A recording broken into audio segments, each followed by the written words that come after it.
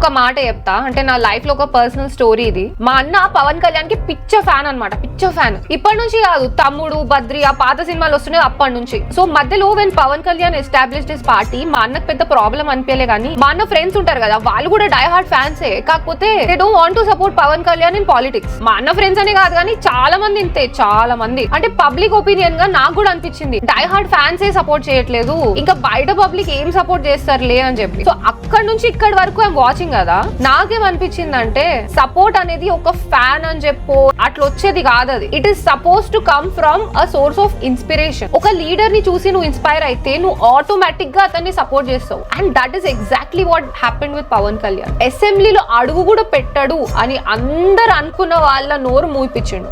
పవన్ కళ్యాణ్ అనే నేను never under estimate anyone. ఇది నువ్వు ఒప్పుకున్నా ఒప్పుకోకపోయినా అదే నిజం. I just shared my personal thing. మీకేమనిపించిందో మీరు కూడా కామెంట్ లో చెప్పండి.